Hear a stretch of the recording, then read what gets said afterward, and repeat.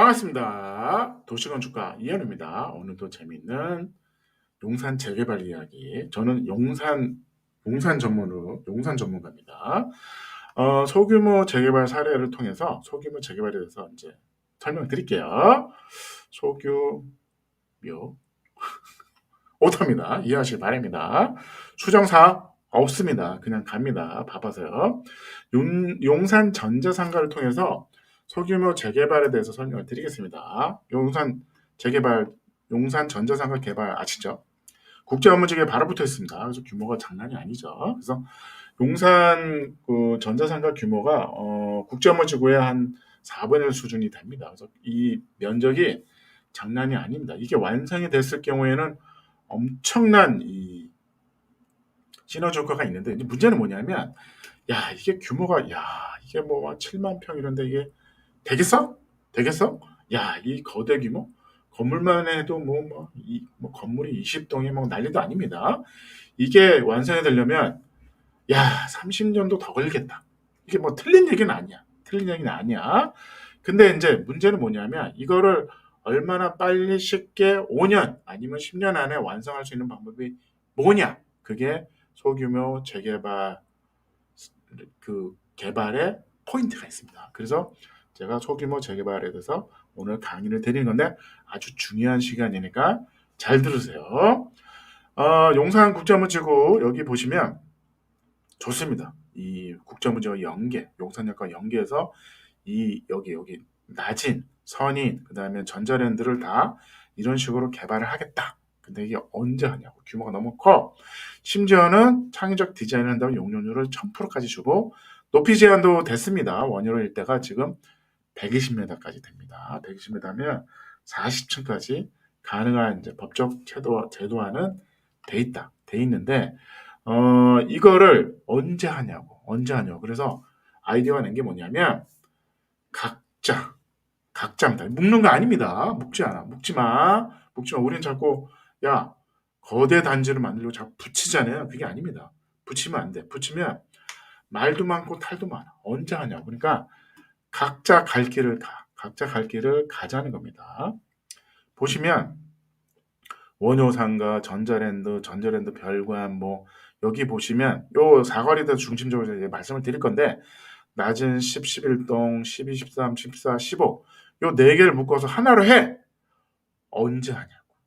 그게 아니라 각자 한다는 겁니다. 근데 그러면 각자 개발을 하되 우리가 서로 설계 시 약속을 하자. 약속을 하는 게 뭐냐면 건물과 건물 사이에 연계를 하자. 그 건축물과 보행데크 조성, 연결 브릿지로 연결하지 않으면 허가가 안 나.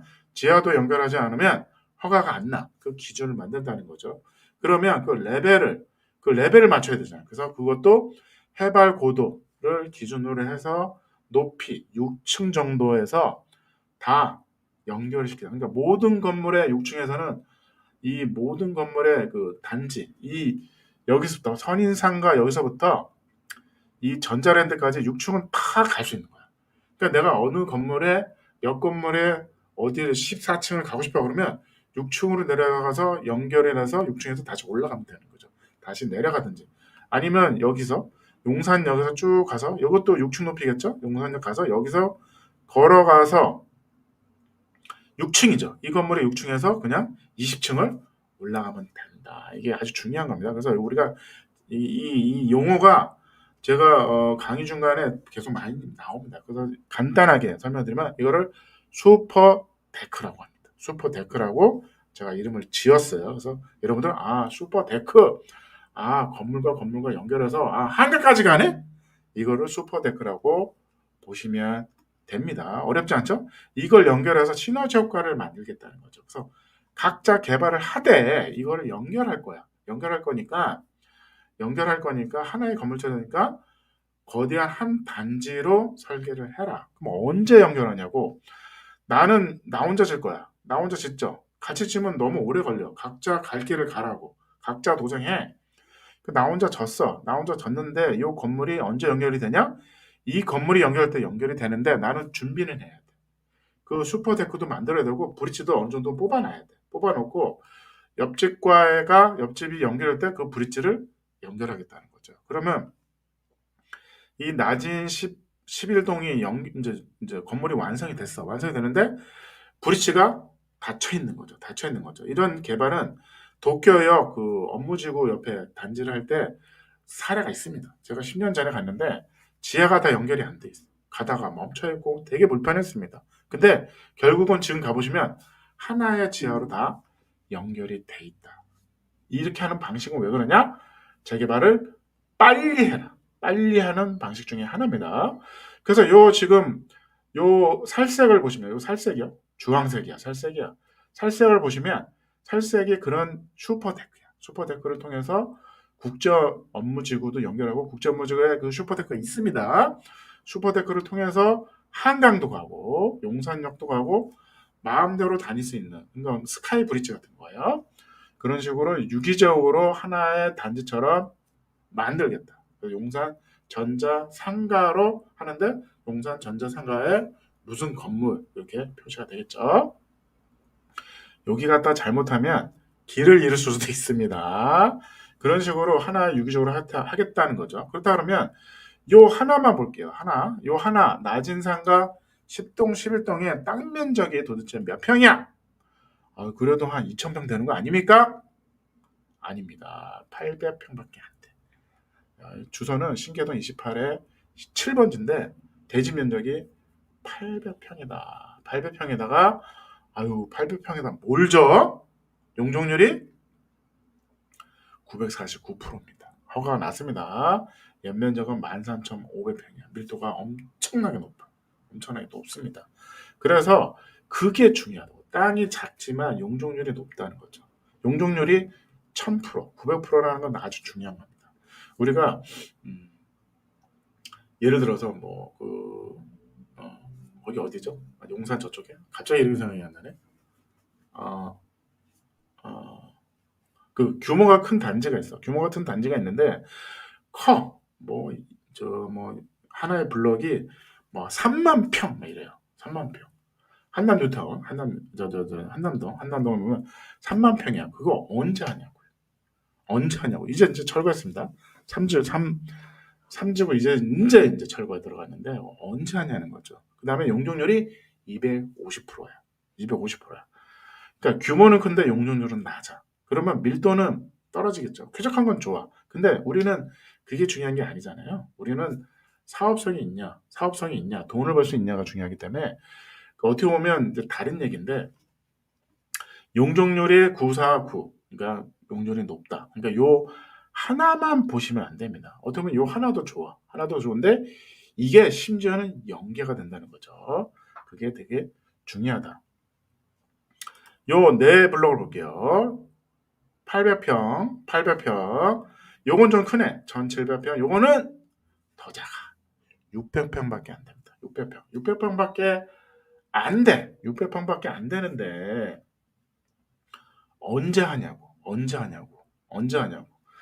그래서 이걸 묶으면 안 된다고. 야, 소장님 이거 하나 묶으면 그럴싸하겠는데요?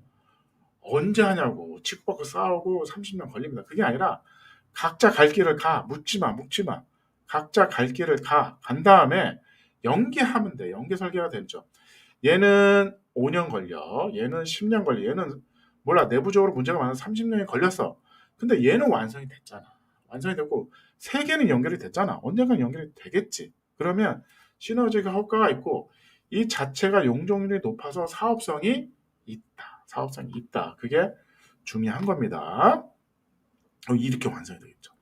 요 네 사거리에 요 네 개가 완성해서 이 연계가 돼서 용산역까지 이 슈퍼데크가 연결이 됐다고 생각을 해보세요. 이 사업성, 이 규모, 이 금액이 얼마냐는 거죠. 엄청난 겁니다. 그걸 볼 줄 아셔야 되는 거예요, 여러분들이. 그래서 오늘의 강의의 결론은 뭐냐면 용산의 소규모 재개발에 주목을 해라. 대지 규모 500평 이상이면 역세권 활사업이 가능합니다. 500평도 좋다는 거야. 그러니까 예를 들어서 우리가 역세권 활성화 10,000평 갑시다. 이런 거 하지 마. 30년이 돼도 안 돼. 사람을 많이 모으면 말이 많아. 500평 정도는요, 조합원이 2-30명밖에 안 돼. 그러면 그냥 동네 모임 하는 거야. 반상회 해, 반상회. 그래서 도장 찍어. 그러면 동의도 빠르잖아. 빠르면 뭐 어떻게 되죠? 사업을 빨리 할 수 있잖아요. 그 다음에 연계된다고. 요 500평이 끝나는 게 아니라 옆에 1000평, 옆에 500평, 1000평이 모여서 다 해서 6000평의 단지가 완성이 될 수 있다는 거죠. 그거 그러니까 소규모. 그럼 500평에 가로주택도 가능하겠네요? 가로주택은 용적률이 너무 낮아요. 용적률이 너무 낮아. 거기 250밖에 안 돼. 그래서 사업성에 한계가 있다. 그래서 역세권 활성화 800%, 1000% 이게 가능한 지역에 주목하시길 바랍니다. 감사합니다.